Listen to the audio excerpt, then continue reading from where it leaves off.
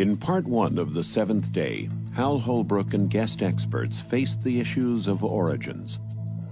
Are we the unplanned and accidental result of evolution through natural selection? Or are we the handiwork of a supreme being? Do we owe our existence to the Aztec or Babylonian gods? Or to some alien creatures from outer space? What is the truth about our origin? When was our universe born? How did the stars find their places? Science can talk about how the universe behaves, how things take place within the universe. It cannot explain why something exists rather than nothing.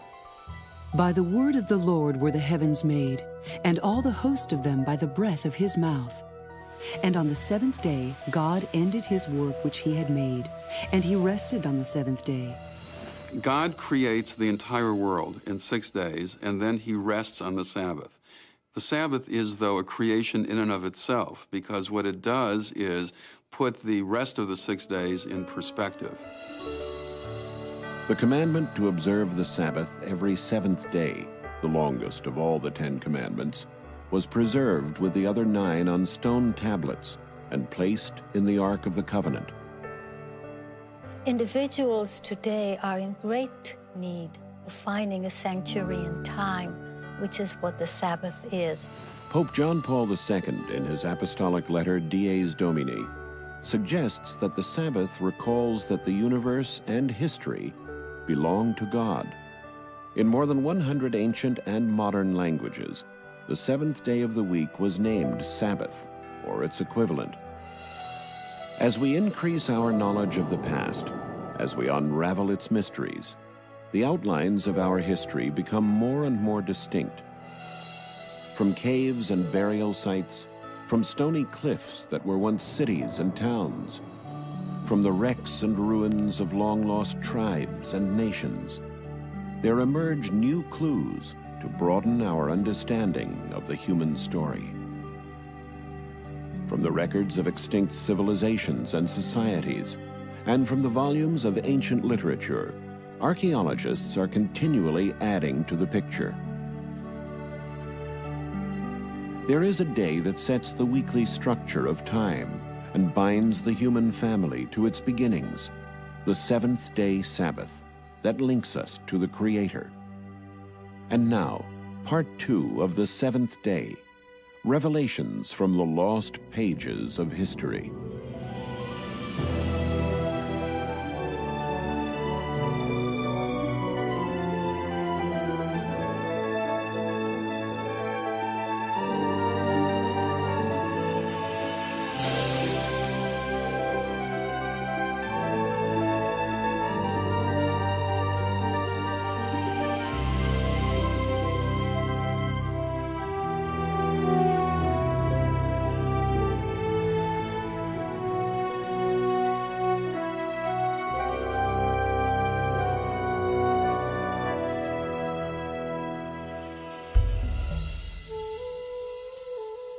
In the time when Jesus Christ walked among the Jews, it was his custom to attend the synagogue to worship and teach on the Sabbath day.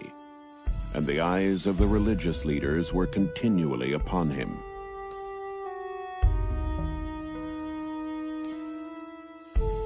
Some of the rabbis of his day argued with him over the proper way to observe the Sabbath.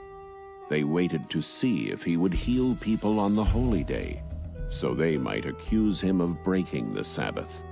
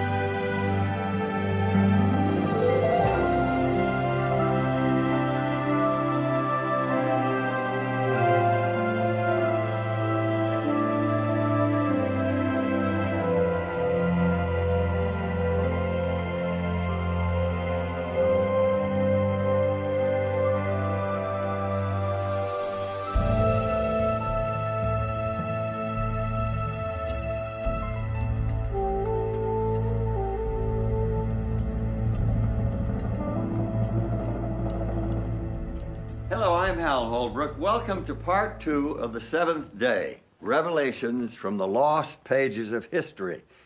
What Jesus Christ did on that Sabbath 2,000 years ago was revolutionary indeed. By healing on that day, he won the hearts of the common people. This placed him in direct conflict with the Jewish leaders. By claiming himself to be the Lord of the Sabbath, he challenged their spiritual authority, a challenge that eventually led to his infamous trial and death on the cross.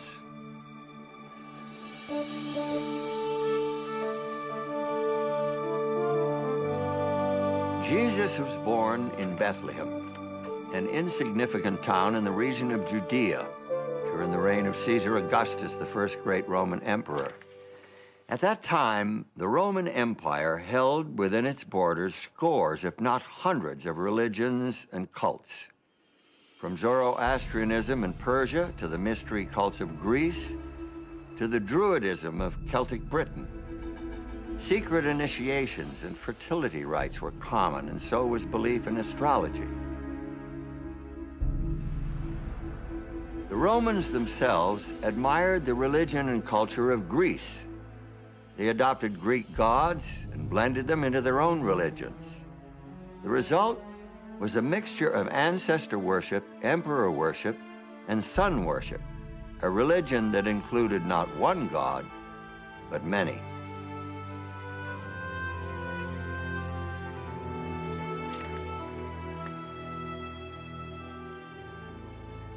The Jews, on the other hand, worshipped only one God. Though surrounded by the images of Greek and Roman deities, they served a God they couldn't see. They had no icons or images to represent him. They had no initiations or fertility rites. Instead, they had a day that set them apart, a day without equal in any other religion, a 24-hour period devoted completely to their God. The Jews had the Sabbath.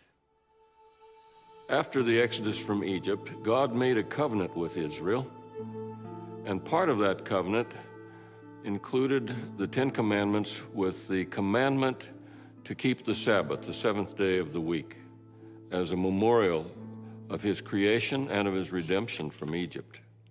By keeping that Sabbath, which was a sign between God and Israel, they were reminded that he was their God and they were his people.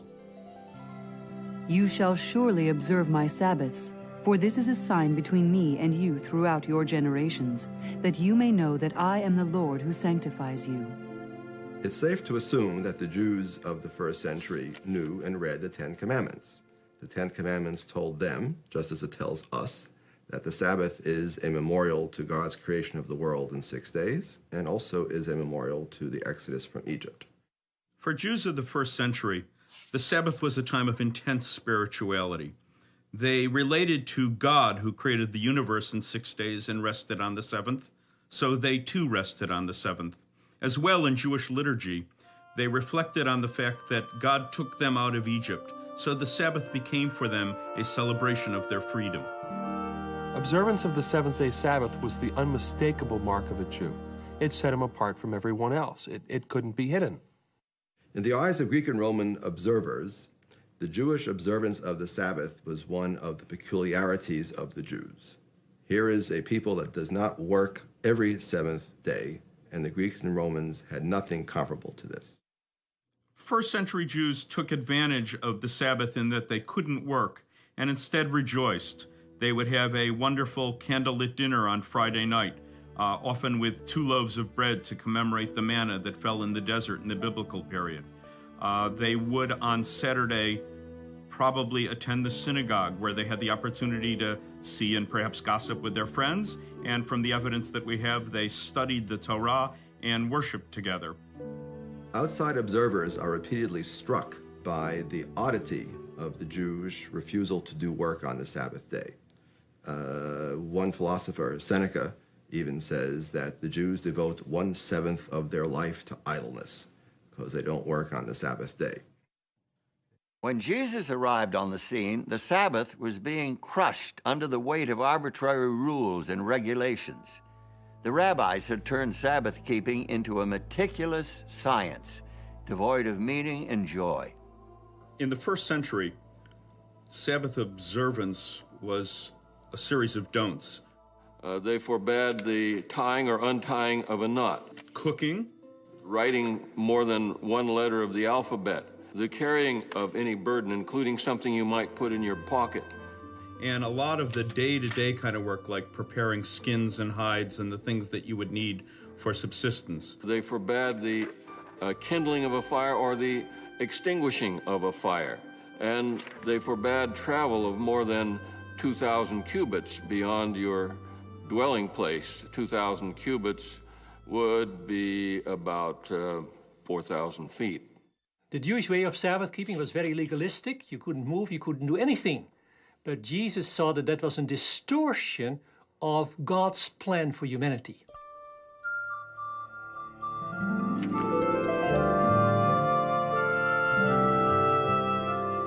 By healing the man with the withered hand, Jesus showed the true spirit of the Sabbath. He rejected the rabbis' rules. He kept the Sabbath as taught in the ancient Hebrew scriptures. According to the Gospel of Luke, it was Jesus' custom to go into the synagogue and worship on the Sabbath day. He did keep the Sabbath, but he did not keep it according to the rules laid down by the Pharisees. In fact, he said, the Sabbath was made for man and not man for the Sabbath. Whereas the Pharisees had said that the Sabbath was made only for Israel, and in fact, Israel was made for the Sabbath so that the Lord would have someone on earth to keep the Sabbath. When Jesus declared that the Sabbath was made for man, he was teaching a radical, disturbing concept. No wonder he provoked such strong opposition from the Jewish leaders.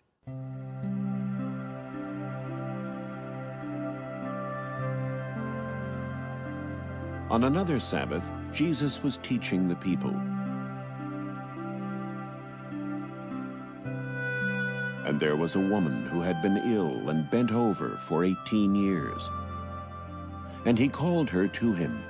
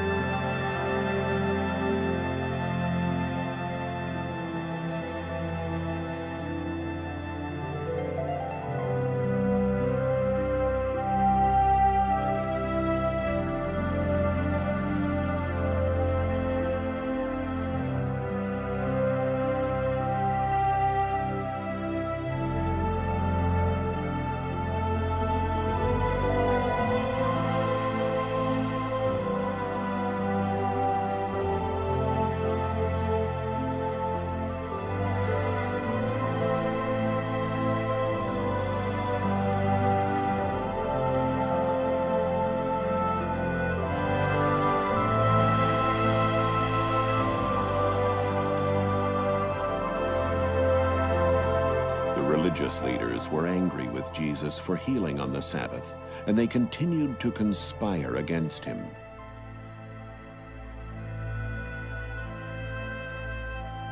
To the religious leaders, this was scandalous behavior, particularly because it broke their mortal danger rule.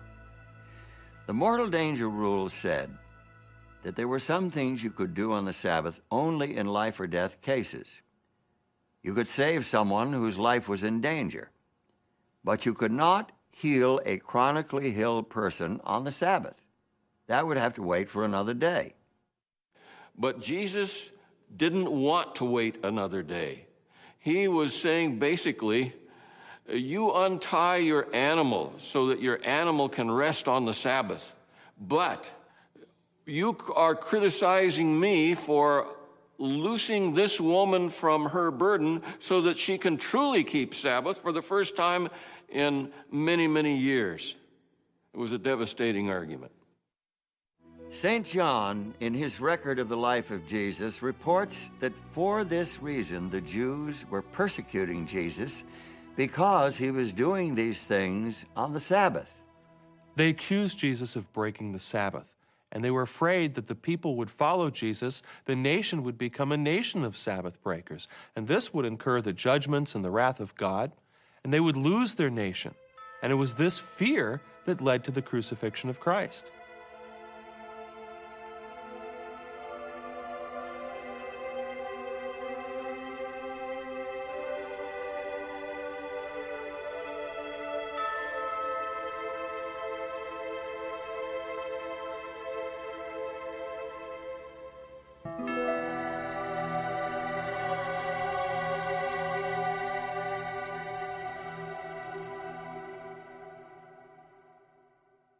Some have suggested that the Sabbath of the Ten Commandments lost its significance with the life and death of Jesus, that somehow he did away with the Sabbath. When he said the Sabbath was made for man and not man for the Sabbath, he could have said the Sabbath was given to Israel and is no longer necessary for people other than Israelites to keep, and maybe not even Israelites. He had all kinds of opportunities to say, the Sabbath isn't important, let's get rid of the Sabbath. But instead, all the controversies that he had with the Pharisees were not about whether the Sabbath should be kept, but how it should be kept. If ever there was a question about how to keep the Sabbath, Jesus gave the answer. The answer was the authority of the sacred scriptures, not following the human laws and traditions. The human had so encrusted the Sabbath, you could hardly see the real thing. Jesus cut through that to the heart of the Sabbath, which is a relationship between a loving creator and people. And so Sabbath, away from the secular activities, could be a day of action, a day of concern for your fellow beings, a day for fellowship, a day to spend more time with God, your family, your neighbors, your friends. Many devout Christians are surprised to learn that their own weekly day of worship is based on church rules and traditions, and not on the sacred scriptures. Some believe the Bible teaches that Jesus purposely violated the seventh-day Sabbath in order to make way for a new Christian day of worship. This idea lacks both biblical and historical support. Jesus didn't break the Sabbath of the Ten Commandments. What he did was to defy human customs and traditions, and by doing that, he showed what the biblical Sabbath keeping, the true Sabbath keeping, really was. Jesus Christ broke the Sabbath free from the traditions that had made it a rigid formality, and he restored its true purpose as a celebration of man's relationship with his fellow man and with his Creator.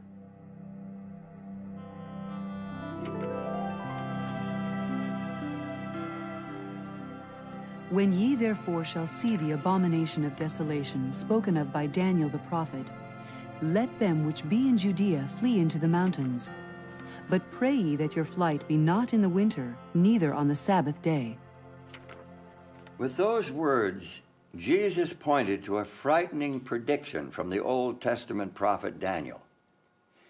But why would he tell the people to pray that they wouldn't have to escape on the Sabbath, unless he expected them to still be keeping the Sabbath holy?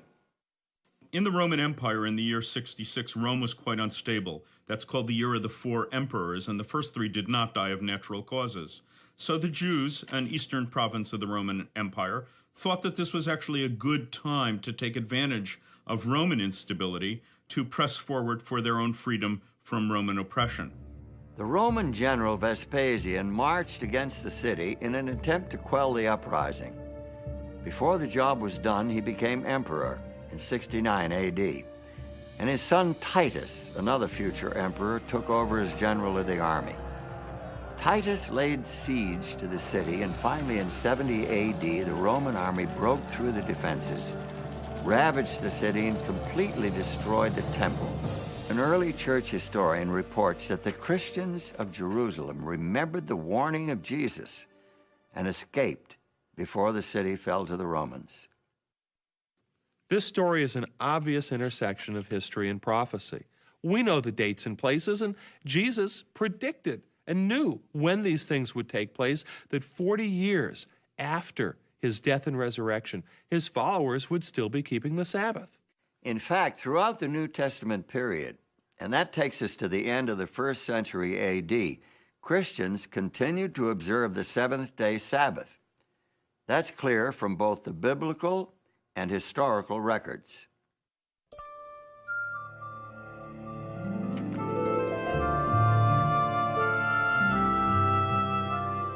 The early Christians saw the relation to Judaism not as a kind of a discontinuity, but as a progression. In fact, their religion was the fulfillment of all the hopes and expectations in the Old Testament. Christians did not see themselves as a new religion. They believed that they were Jews. They were the true Israel. They were the children of Abraham. If they were Gentiles, they were the children of Abraham by faith. One thing that Jews and Christians shared was an idea that God acts in history, that he acted at Sinai, at the Exodus, at creation, and the record of those actions is in the Hebrew Scriptures. The belief in the one God, a personal God, a loving creator in relationship with his creatures, this was at the heart of both Jewish and Christian theology. It was also at the heart of the experience of Sabbath keeping for them as a relationship with a loving creator. But for Christians, the life and death of Christ added a new dimension, a new reason for Sabbath keeping. So then, there remains a Sabbath rest for the people of God. With those words, St. Paul showed that Christian faith took the Sabbath to new heights. With the death and resurrection of Jesus, Christians had a new hope, a hope of deliverance from a world of sin. And the Sabbath, originally the memorial of creation, now also commemorated salvation and the spiritual peace that it brings.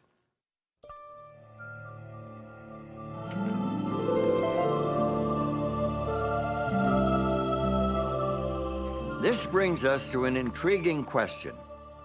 If the 1st century Christians observed the Sabbath of the Old Testament, the seventh-day Sabbath of creation and the 4th commandment, why do most Christians today observe Sunday? When did the change from Saturday to Sunday take place?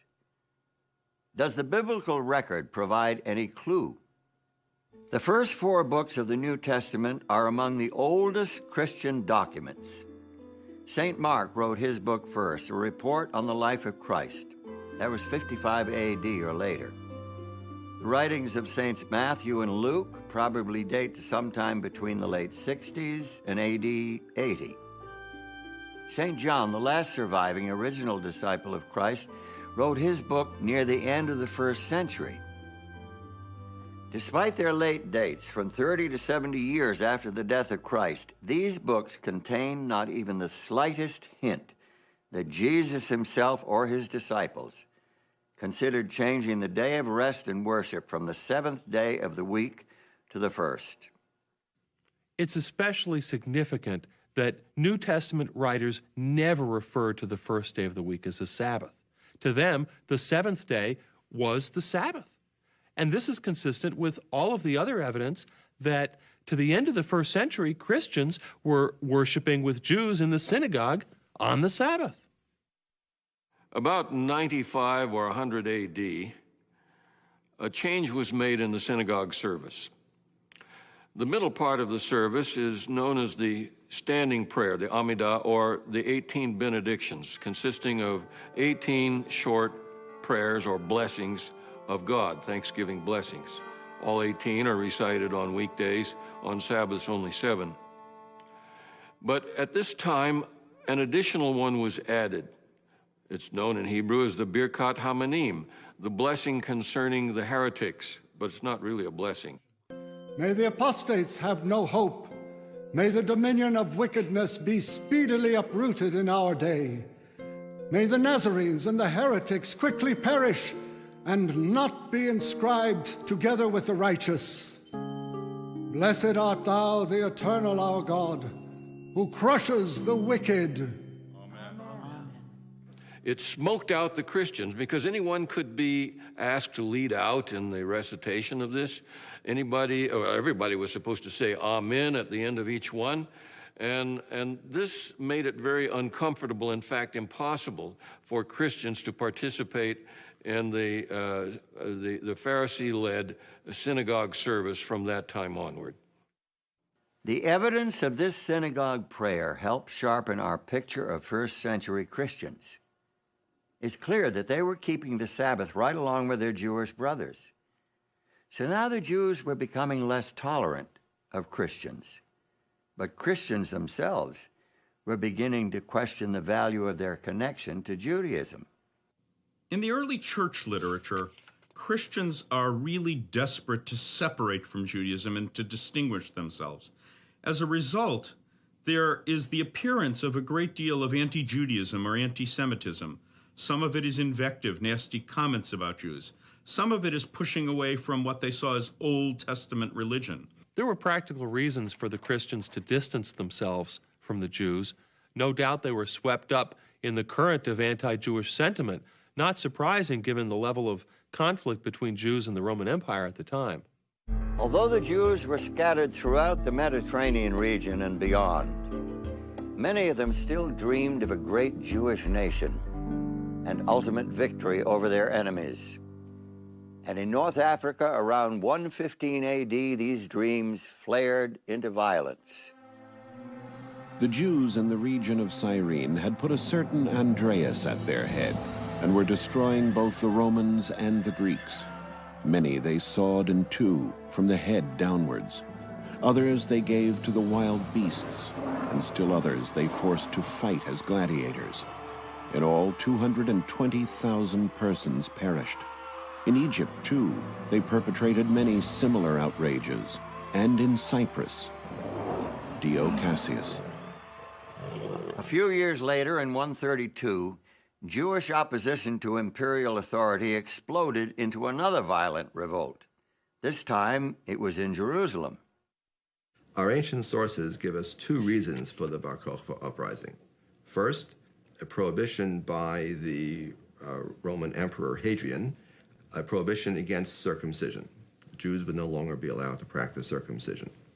Second, the decision by the Emperor Hadrian to rebuild Jerusalem as a pagan city, the city of Aelia Capitolina. Imperial forces finally crushed the rebellion in 135. Hadrian banned Jews from Jerusalem and prohibited Sabbath keeping and other Jewish rites of religion.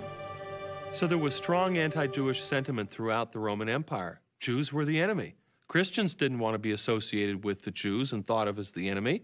And the easy way to disassociate themselves was to renounce the Sabbath, which was a mark of Jewishness. So where and when did Christians first begin to observe an alternate day of worship? The lost pages of history lead us in a surprising direction.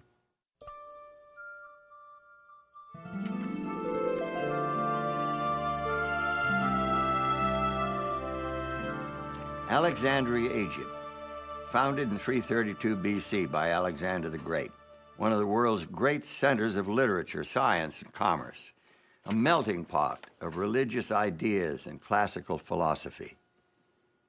There is solid evidence that Christians in Alexandria were the first to replace Sabbath observance with first day, that is, Sunday, worship.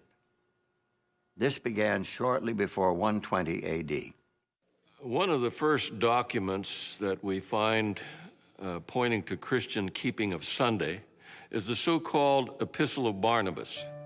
Now, it is not the real Barnabas that we read about in the New Testament in the book of Acts. This is pseudo-Barnabas. It's a pseudepigraphon. It's falsely attributed to him. But it was written apparently by somebody in Alexandria in Egypt, where the tendency was to spiritualize everything. And that's what this Epistle of Barnabas does. It doesn't take anything literally. Barnabas believes that the Hebrew Scriptures is a gift to those who truly understand it. But he thinks the ones who understand it will not take it literally, but will understand it in a metaphorical or spiritual sense.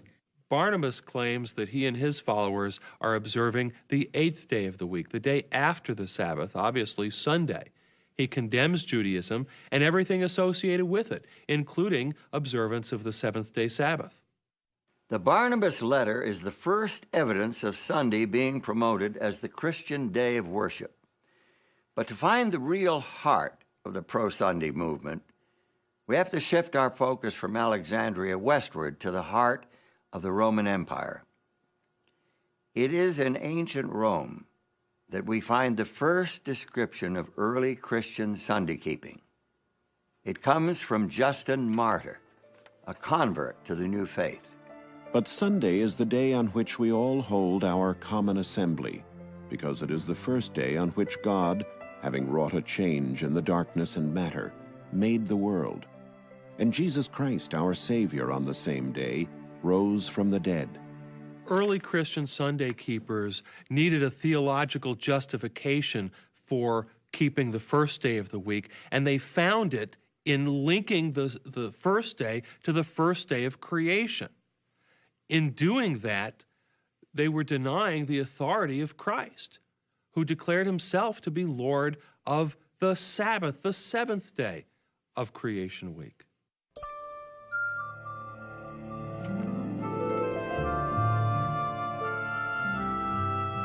We have reached a critical defining moment in our story. By isolating the weekly holy day from its biblical roots, church leaders cut off the Sabbath from its source of spiritual meaning. It would become a hollow formality, a political hot potato, a test of authority, and a pawn in a centuries-long power struggle. Sunday was an attractive replacement for Sabbath because Sunday was beginning to draw to itself a certain amount of aura because of new developments in the pagan religion that made Sunday the day of worshiping the sun and thinking of the sun. I suppose it was inevitable that elements of pagan worship would find their way into Christianity. Christians were, after all, a small minority in a distinctly pagan world, a world that worshiped mythical gods, dead emperors, and the invincible sun. Historians commonly date the beginning of the Roman Empire as 31 BC. That's when Octavian defeated the forces of Antony and Cleopatra and came back to Rome to rule as the first Caesar, Caesar Augustus. And it was at that time that he shipped back to Rome 2 great obelisks. One of those he set up in the Circus Maximus. You know, it was not only that it was dedicated to the sun god, but it was also a very visible sign that Rome had conquered Egypt, that the dedication on it said, Caesar Augustus dedicates this as a gift to the sun, but it also says, because Egypt has been conquered. And so the people who came to the Circus Maximus to watch the games could see not only this dedication to the sun, but also the realization that the Roman sun god had prevailed over the Egyptian sun god. Reports from the mid-1st century provide additional evidence of the popularity of sun worship. The notorious Emperor Nero commissioned a sculptor to create a statue nearly 115 feet tall, topped with a likeness of his own head in the style of the sun god. When Vespasian built his great amphitheater, which we call today the Colosseum, he took that enormous colossus is the ancient word for statue, that enormous colossus of Nero, changed the features on the face, and dedicated it to the sun god. Emperor Elagabalus was so devoted to his eastern sun god that he took the deity's name. He brought his god in the form of a black meteorite all the way from Syria to Rome and adopted an Eastern lifestyle. And so his Eastern dress and his Eastern orgies and his Eastern behavior brought Elagabalus to grief after 4 years. And even though his god was sent back, The black stone was shipped back to Syria. That sun worship continued. The ancient historian Plutarch reports how the Roman general Pompey went to the eastern Mediterranean to deal with a problem of pirates attacking commercial shipping. This is about 50 BC. Well, he conquered the pirates, captured them, brought them back to Rome. Turns out the pirates were worshippers of Mithras, the sun god. And from those pirates, the worship of Mithras became very popular in Rome, especially among the military. I think that Roman military men would find Mithras a particularly attractive divinity. He was a warrior himself, fighting for the forces of good. It was a hierarchical religion, and one could progress from grade to grade. There were 7 grades of Mithraism, much like in an army. And thirdly, it was a religion of brotherhood and fellowship. They would meet together not only to worship their God, but to eat a meal in common. We hear about Roman soldiers having come back from the east who pray at dawn, facing the east, facing the sun. And this is when we begin to get in Rome a mention of Deus Sol Invictus. That is to say, the unconquerable sun god. Unconquerable because the night tries to conquer the sun in each 24-hour period. But at dawn, the sun has survived. The sun has vanquished the night. The importance of sun-worshipping cults in the Roman Empire is shown during the reign of Aurelian, who was emperor from 270 to 275 AD. He established a state religion that included the worship of both the emperor and Sol Invictus, the invincible sun. He tried to unify all religions under the sun god. Diocletian, who came to power in 284, was also devoted to the sun god. He maintained Aurelian's principle of a state religion and even declared himself to be a god. Eventually, he ordered the persecution of Christians.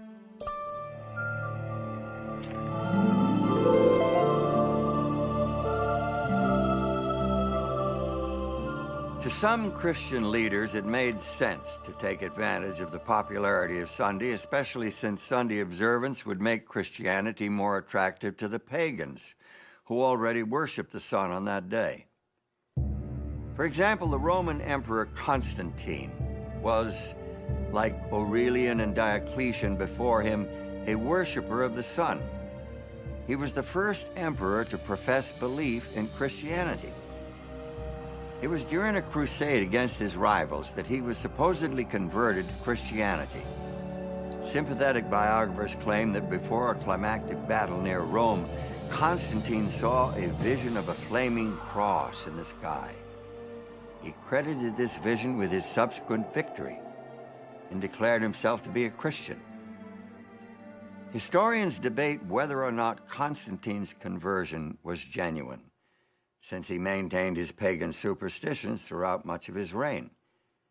He consented to baptism only as he lay on his deathbed. Still, his reign did mark a dramatic turning point in the history of Christianity. In 313, with the agreement of his co-emperor Licinius, he effectively legalized the Christian religion. The reign of Constantine the Great forms one of the epochs in the history of the world. It is the era of the dissolution of the Roman Empire, the commencement, or rather consolidation, of a kind of Eastern despotism with a new capital, a new constitution, and finally, a new religion. Was Constantine converted to Christianity, or was it the other way around? Who knows? But what's important to us today is that what emerged was a different kind of church, a different kind of state. In fact, the two were so blended together, it was hard to see where one ended and the other began. It seems that Constantine's personal religion was a mixture of Mithraic sun worship and Christianity. According to his Christian biographer Eusebius, he taught all his armies to zealously honor the Lord's Day, Sunday, referring to it as the day of light and of the sun, distinctly pagan terminology. Take a look at this passage from his famous Sunday Law of AD 321. On the venerable day of the sun, Let the magistrates and people residing in cities rest, and let all workshops be closed. In the country, however, persons engaged in agriculture may freely and lawfully continue their pursuits.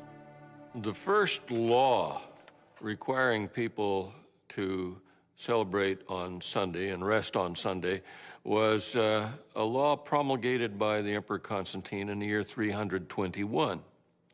And he does it without any reference to Christian theology or Christian ideas. He says to abstain from labor on the venerable day of the sun, which is an allusion to the fact that sun was becoming more and more the object of worship. So the first Sunday law requiring people to keep Sunday had no Christian flavor at all. Although Constantine promoted Christianity and built many, many Christian churches, he closed very few pagan temples. And we have a Roman calendar from the year 354. That's about 17 years after the death of Constantine, which has 4 separate festivals each year to the sun god. It shows that the sun god survived not only Constantine, but into the reigns of his immediate successors.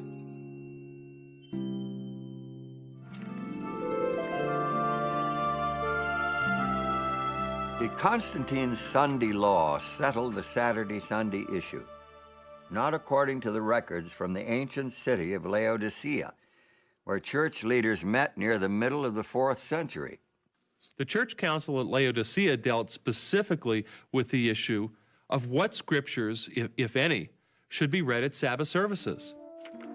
The Gospels are to be read on the Sabbath, that is, Saturday, with the other scriptures. The fact that the council addressed this issue is irrefutable proof that Christian church members were still attending worship services on the 7th-day Sabbath. Remember, this is more than 300 years after Christ. But there's more. Christians must not Judaize by resting on the Sabbath, but must work on that day, rather honoring the Lord's Day, and if they can, resting then as Christians. But if any shall be found to be Judaizers, let them be anathema from Christ. What did the council mean by Judaizers? Judaizers were those Christians who did not work on Sabbath, like the Jews. Church leaders wanted everyone to work on Sabbath and to refrain from work on the first day of the week, which they now called the Lord's Day. And this was consistent with the Sunday law enacted by the Emperor Constantine. In spite of the popularity of sun worship and the Sunday laws of emperors, many Christians continued to worship on the 7th-day Sabbath. In fact, Christian churches that abandoned the Sabbath were in the minority. For although almost all churches throughout the world celebrate the sacred mysteries on the Sabbath of every week, yet the Christians of Alexandria and at Rome, on account of some ancient tradition, have ceased to do this. Without question, Christians were still observing the 7th-day Sabbath clear down in the second half of the 4th century. In spite of theological arguments, anti-Jewish prejudice, and the decree of an emperor, the Sabbath of the Creator was not dead. The succeeding centuries saw the Sabbath at the heart of controversy between popes and patriarchs. The weekly day of rest and worship became a test of church authority and a sign of submission to the sovereignty of a new kind of religious government. It became a major cause of the great rift that divided the Christian church for 900 years.